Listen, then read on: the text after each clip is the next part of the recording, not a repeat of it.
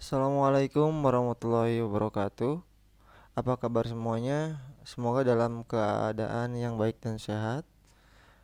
Di video sebelumnya kita sudah membahas tentang pengenalan penataan produk atau display. Kita sudah membahas tentang macam-macam display atau jenis-jenis display.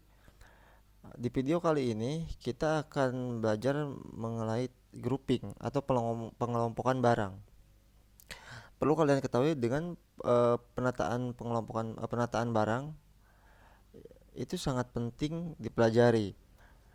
Hal ini karena kegiatan pengelompokan jenis barang yang akan ditata akan mempengaruhi kerapihan dan penampilan produk bagi para calon pembeli yang berkunjung ke toko atau supermarket, sehingga akan memberikan kesan yang positif terhadap barang-barang yang akan kita jual. Untuk itu, simak penjelasan kali ini selengkapnya.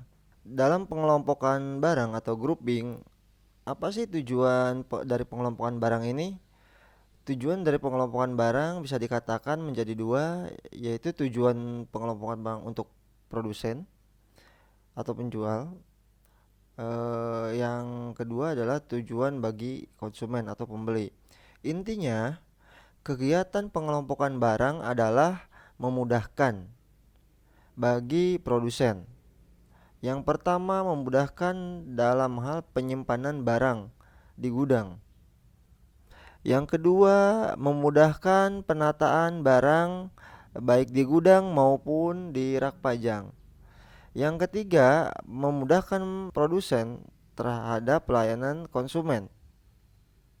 Yang keempat yaitu memudahkan produsen dalam pengambilan barang baik dari gudang atau dari tempat pemajangan. Nah, yang kelima, memudahkan bagi produsen dalam hal melakukan kegiatan pengawasan dan pemeliharaan barang dagangan. Nah, kemudian selanjutnya, tujuan pengelompokan barang bagi seorang pembeli ataupun konsumen. Hal ini akan memudahkan pembeli atau konsumen dalam hal memilih produk. Yang kedua yaitu memudahkan konsumen dalam menyebutkan produk atau nama produk. Yang ketiga yaitu memudahkan konsumen untuk membeli dalam hal mengingat produknya. Lalu bagaimana penggolongan barang yang akan dipajang? Ada beberapa alternatif untuk penggolongan jenis barang. Yang pertama, penggolongan barang menurut bentuknya. Ada juga menurut daya tahannya, menurut cara penyimpanannya, menurut kegunaannya, menurut sifatnya, dan ada juga menurut cara pemakaiannya. Kita bahas ini satu persatu. Yang pertama adalah penggolongan barang menurut bentuknya. Ada barang padat, ada barang cair. Contoh barang padat yaitu sabun batang, buku, alat tulis, dan lain sebagainya. Yang kedua adalah menurut daya tahannya. Barang tahan lama, ada barang tidak tahan lama. Barang tahan lama contohnya adalah misalkan deterjen, pembersih lantai, alat-alat tulis, dan sejenisnya. Kemudian ada bahan tidak tahan lama, contohnya adalah berbagai jenis makanan dan minuman. Kemudian yang ketiga, menurut cara penyimpanannya, ada barang yang memerlukan penyimpanan khusus seperti sayuran-sayuran, buah-buahan, daging, ikan, dan sebagainya. Ada juga barang yang tidak memerlukan penyimpanan khusus. Contohnya apa? Misalkan alat tulis, deterjen, pembersih lantai, sabun muka, dan lain sebagainya.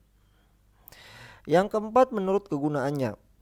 Ada barang pokok atau primer. Contohnya adalah makanan, minuman, pakaian. Ada barang pembantu atau pelengkap, contohnya peralatan rumah tangga, peralatan kebersihan, dan lain sebagainya. Ada juga barang mewah seperti perhiasan, jam tangan, dan lain sebagainya. Yang kelima adalah menurut sifatnya. Dibagi menjadi dua, ada barang nyata dan ada barang abstrak atau barang tidak nyata. Barang nyata contohnya adalah barang yang dapat kita lihat, yang dipajang di sebuah toko atau minimarket. Ada aneka makanan, aneka minuman, pakaian, dan lain sebagainya. Itu adalah contoh barang nyata dapat kita lihat. ada barang abstrak atau tidak nyata. Contohnya apa? Ada pulsa telepon, ada token listrik, ada juga uang elektronik atau e-money. Dan yang keenam adalah menurut cara pemakaiannya. Ada barang substitusi atau barang pengganti, kemudian juga ada barang komplementer atau barang pelengkap. Contoh barang substitusi misalkan ada teh, ada kopi, dan sejenisnya. Kemudian ada barang komplementer, contohnya jadi misalkan ada gula pasir, ada kopinya, ada tehnya, ada roti, ada mentega, ada selai dan lain sebagainya lah. Nah, itulah pengelolaan barang yang dipajang di toko. Kemudian bagaimana pengelompokannya? Bagaimana pengelompokan barang di toko atau swalayan? Pengelompokan barang di toko atau swalayan secara garis besar terbagi menjadi tiga, yaitu barang supermarket, barang fresh, dan barang fashion. Barang supermarket terbagi lagi menjadi beberapa departemen. Contohnya adalah departemen food. Isinya apa? Departemen food ada produk susu, ada juga jenis minuman seperti soda, jus, ataupun minuman yang berenergi, snack dan lain-lain.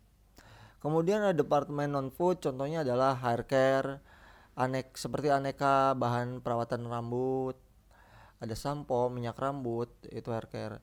Ada body care di sini, ada perawatan tubuh seperti sabun mandi, hand body, atau body lotion. Ada juga skincare, perawatan kulit di sini. Misalnya ada obat jerawat, pelembab, pemutih. Nah, ada juga mouth care atau aneka bahan perawatan mulut dan gigi.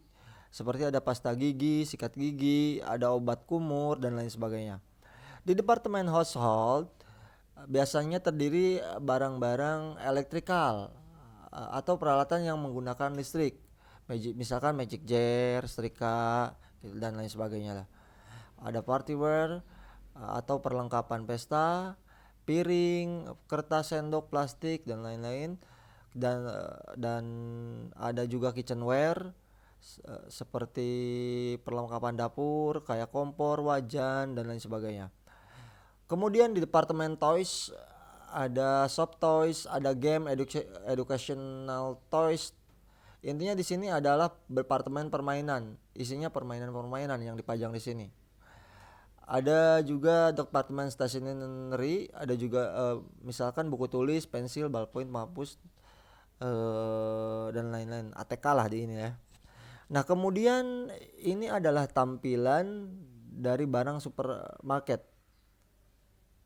Kalian pasti pernah ketika kalian masuk ke dalam supermarket melihat beberapa departemen seperti ini.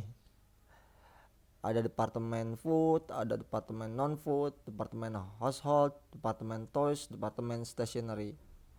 Nah, seperti ini bentuk-bentuknya departemennya. Begitu.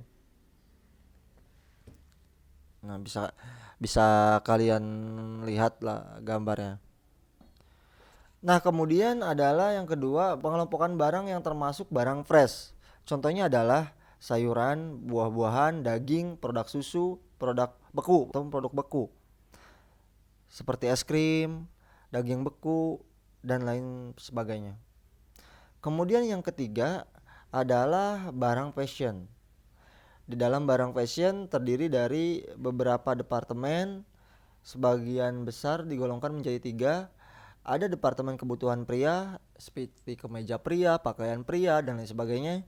Ada departemen kebutuhan wanita, itu yang termasuk dengan pakaian wanita, yang termasuk ke dalam pakaian wanita. Yang ketiga adalah departemen kebutuhan remaja, anak, dan bayi. Itulah pengelompokan barang di toko atau swalayan. Selanjutnya ada kuis. Penataan barang dagangan di dalam toko perlu direncanakan dengan memperhatikan bagaimana sudut pandang pembeli. Nah, mengapa hal ini penting dilakukan? Silahkan kalian tulis jawaban kalian di kolom komentar di bawah video ini. Oke, terima kasih. Semoga video ini bermanfaat untuk kalian. Assalamualaikum warahmatullahi wabarakatuh.